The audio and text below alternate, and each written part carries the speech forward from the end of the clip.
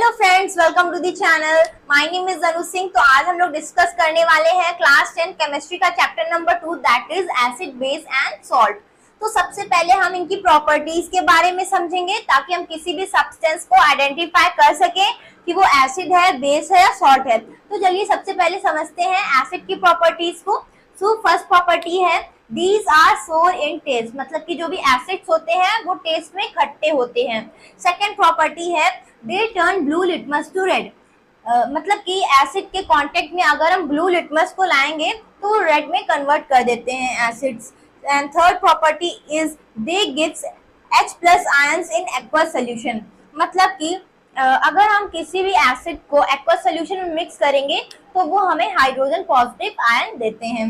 Fourth is acid corrode metals, किसी भी metal को अगर हम एसिड के कांटेक्ट में लाएंगे तो वो कोरोड होने लगेगा, मतलब कि वो गलने लगेगा, उस पर रस लगना चालू हो जाएगी एंड जो मेटल है वो वीक होने लगेगा। एंड अब हम कुछ एग्जांपल्स देखेंगे एसिड के। सो अगर हम स्ट्रॉन्ग एसिड की बात करें, hydrochloric acid and sulphuric acid. और भी स्ट्रॉन्ग एसिड्स होते हैं बट मैंने एग्जांपल में ये दो एसिड्स लिए हैं, ये मेन एसिड्स होते हैं। अगर हम वीक एसिड की बात करें so acetic acid, oxalic acid and citric acid. अब हम एक एग्जांपल लेंगे एसिड का जो कि हम कॉमनली यूज करते हैं। तो जो लेमन होता है वो एसिडिक नेचर का होता है। जब लेमन के कांटेक्ट में हम ब्लू लिटमस को लाएंगे तो वो रेड में कन्वर्ट हो जाएगा एंड उसमें जो एसिड प्रेजेंट होता है उसका नाम है सिट्रिक एसिड। सब एसिड में टू टर्म्स आती हैं that is concentrated acid and dilute acid. So concentrated acid क्या होता है? कंसंट्रेटेड एसिड हम उसे कहेंगे जिसमें एसिड की क्वांटिटी ज्यादा हो एंड वाटर की क्वांटिटी कम हो। एंड इसी का जस्ट अपोजिट होता है डाइल्यूट एसिड, जिसमें वाटर की क्वांटिटी ज्यादा होती है एंड एसिड की क्वांटिटी कम होती है। अगर हम कंसंट्रेटेड एसिड में अगर हम वाटर ऐड कर दें सो ये कन्वर्ट हो जाएगा डाइल्यूट एसिड में। सो अब हम बेसिस की प्रॉपर्टीज के बारे में बात करेंगे। सो फर्स्ट प्रॉपर्टी है these are bitter in taste, मतलब कि जो भी बेसिस होते हैं वो टेस्ट में बिटर होते हैं यानी कि कड़वे होते हैं। And next property is they turn red litmus to blue, मतलब कि अगर हम बेसिस के कांटेक्ट में रेड लिटमस पेपर को लाएंगे तो वो ब्लू में कन्वर्ट हो जाएगा। Third property is they gives OH negative ions in aqueous solution, मतलब कि अगर हम बेसिस को एक्वस सॉल्यूशन में मिक्स करेंगे तो वो हमें हाइड्रोक्साइड नेगेटिव आयंस देंगे। एंड फोर्थ प्रॉपर्टी इज सोपी टू टच, मतलब कि जो भी बेसिस होते हैं वो टच में सोपी होते हैं। अब हम कुछ एग्जांपल्स देखेंगे बेसिस के। अगर हम स्ट्रॉन्ग बेसिस की बात करें सो NaOH मतलब कि sodium hydroxide, KOH potassium hydroxide, CaOH2 मतलब कि कैल्शियम हाइड्रोक्साइड। अगर हम वीक बेसिस की बात करें सो NH4OH, NH4 क्या होता है? अमोनियम, एंड OH क्या होता है? हाइड्रोक्साइड, तो अमोनियम हाइड्रोक्साइड। तो अब हम डेली यूज एग्जांपल देखेंगे बेसिस का। सो जो सोप होता है वो बेसिक होता है नेचर में एंड उसमें जो बेस प्रेजेंट होता है वो होता है NaOH सोडियम हाइड्रोक्साइड। एंड जो सोप है अगर हम उसके कांटेक्ट में रेड लिटमस को लाएंगे तो वो ब्लू में कन्वर्ट हो जाएगा। तो अब हम बेसिस से रिलेटेड एक इंपॉर्टेंट टर्म को समझेंगे जो कि है एल्कलाई। तो एल्कलाई क्या होते हैं? These are bases which are soluble in water, ये ऐसे बेसिस होते हैं जो कि वाटर में सोल्यूबल होते हैं। जैसे कि जो हमारे सोप्स और डिटर्जेंट होते हैं वो आसानी से वाटर में मिक्स हो जाते हैं एंड वो किससे बने होते हैं? NaOH। सो हम NaOH को बोल सकते हैं एल्कलाई। तो हमने पढ़ा है एसिड और बेसिस की प्रॉपर्टीज को। तो अब आप सपोज करिए आपके पास एक सब्सटेंस गिवन है जो कि है X, तो आपको बताना है कि जो सब्सटेंस है वो एसिडिक नेचर का है या बेसिक नेचर का है। तो आप बोलेंगे कि हम इसको टेस्ट करके पता कर सकते हैं। अगर ये टेस्ट में खट्टा हुआ तो एसिड होगा, अगर ये टेस्ट में बिटर हुआ यानी कि कड़वा हुआ तो ये बेस होगा। बट केमिस्ट्री में हमें किसी भी सब्सटेंस को टेस्ट करना प्रेफर नहीं किया जाता है क्योंकि उससे हमारी बॉडी को हार्म हो सकता है। तो हम क्या करेंगे? अगर हम टेस्ट नहीं कर सकते हैं तो हम कैसे पता करें कि कोई भी सब्सटेंस एसिड है या बेस है?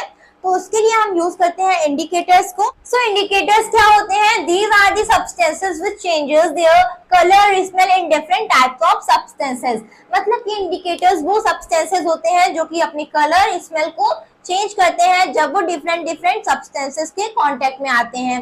जब वो एसिड के कांटेक्ट में आएंगे तो उनका कलर डिफरेंट होगा, और जब वो बेस के कांटेक्ट में आएंगे तो उनका कलर डिफरेंट होगा। ऐसे ही स्मेल भी चेंज होती है जब वो डिफरेंट सब्सटेंसेस के कांटेक्ट में आते हैं। और अब हम टाइप्स की बात करेंगे। इंडिकेटर्स के 3 टाइप्स होते हैं, तो चलिए एक एक करके उनके बारे में पढ़ते हैं। तो अब हम बात करेंगे टाइप्स ऑफ इंडिकेटर्स की। सो फर्स्ट टाइप है natural indicators. So natural indicators क्या होते हैं? Those indicators found in nature or plants called natural indicators। मतलब कि ऐसे इंडिकेटर्स जो हमें नेचर से मिलते हैं और प्लांट से मिलते हैं, तो ऐसे इंडिकेटर्स को हम बोलते हैं नेचुरल इंडिकेटर्स। तो अगर हम इसके एग्जांपल्स देखें, सो लिटमस हमें प्लांट से मिलता है। तो अगर हम एसिड के कांटेक्ट में लाएंगे ब्लू लिटमस को तो वो रेड में कन्वर्ट हो जाएगा। अगर हम रेड लिटमस को लाएंगे बेस के कांटेक्ट में, सो वो ब्लू हो जाएगा। And next example is turmeric, हल्दी। तो इसका कलर होता है येलो। जब हम इसको एसिड के कांटेक्ट में लाएंगे तो ये येलो ही रहेगी, एंड जब हम इसको बेस के कांटेक्ट में लाएंगे तो इसका कलर रेड हो जाएगा।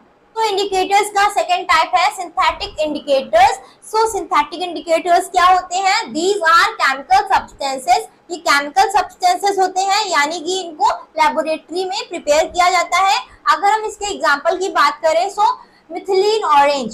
सो ये जो मिथिलीन ऑरेंज है, जब हम इसको एसिड के कांटेक्ट में लाएंगे तो इसका कलर रेड हो जाएगा, एंड जब ये बेस के कांटेक्ट में आएगा तो इसका कलर येलो हो जाएगा। सो इंडिकेटर्स का थर्ड टाइप है olfactory indicators। So olfactory indicators क्या होते हैं?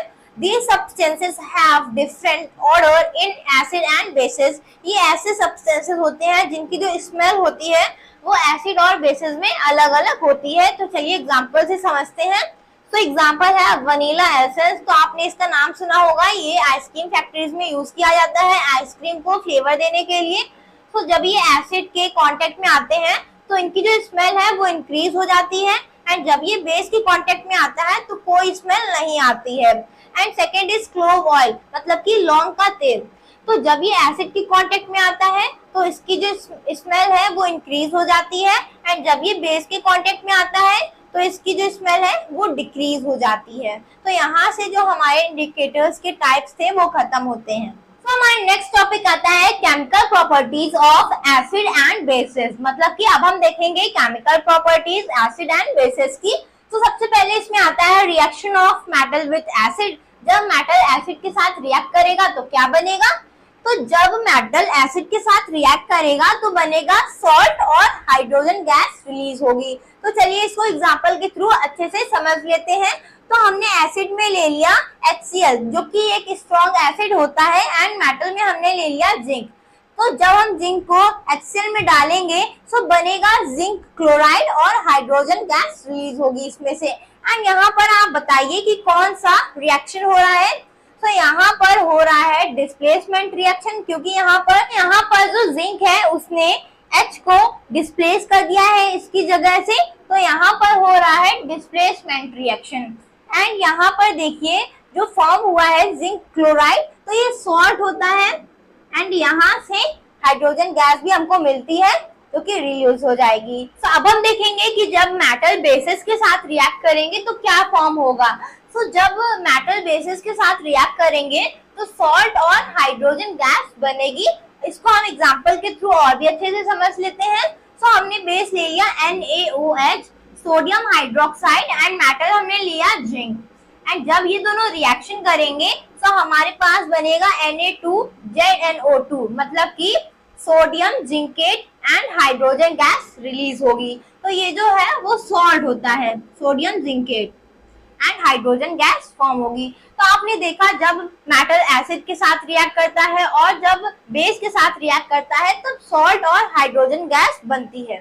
तो अब हम देखेंगे रिएक्शन ऑफ मेटल कार्बोनेट या metal hydrogen carbonate with acids and bases. तो सबसे पहले हम देखेंगे कि जब मेटल कार्बोनेट और मेटल हाइड्रोजन कार्बोनेट एसिड के साथ रिएक्ट करेंगे तो क्या फॉर्म करेंगे। तब वो फॉर्म करेंगे सॉल्ट और कार्बन डाइऑक्साइड और हाइड्रोजन। तो अब हम इसको एग्जांपल के थ्रू और भी अच्छे से समझ लेते हैं। तो हमारे पास एग्जांपल है HCl plus Na2CO3 gives to NaCl plus CO2 plus H2O। तो यहाँ पर हमने एसिड लिया है HCl जो कि स्ट्रॉन्ग एसिड होता है, एंड यहाँ पर हमने लिया है सोडियम कार्बोनेट, एंड जब ये दोनों रिएक्शन करेंगे तो फॉर्म होगा NaCl जो कि होता है salt and CO2 gas and hydrogen. तो इस तरीके से अब हम देखेंगे कि जब मेटल हाइड्रोजन कार्बोनेट एसिड के साथ रिएक्ट करेगा तो क्या फॉर्म होगा, तो भी फॉर्म होगा salt, carbon dioxide and water. तो इसको भी हम एग्जांपल के थ्रू अच्छे से समझ लेते हैं। तो हमने एसिड लिया है HCl एंड हमने मेटल हाइड्रोजन कार्बोनेट लिया है सोडियम हाइड्रोजन कार्बोनेट, एंड जब ये दोनों रिएक्शन करेंगे तो फॉर्म होगा NaCl जो कि है salt and CO2 gas and H2O। तो अब हम देखेंगे कि बेसिस के साथ क्या होता है। तो बेसिस के साथ मेटल कार्बोनेट या मेटल हाइड्रोजन कार्बोनेट रिएक्ट नहीं करते हैं। सो अब हम देखेंगे reaction of acid and base with each other, मतलब कि जब एसिड और बेस एक दूसरे के साथ रिएक्शन करते हैं तब क्या फॉर्म करते हैं। जब ये दोनों एक दूसरे के साथ रिएक्शन करते हैं तब फॉर्म होता है सॉल्ट एंड वाटर। तो इसको हम एग्जांपल के थ्रू समझते हैं।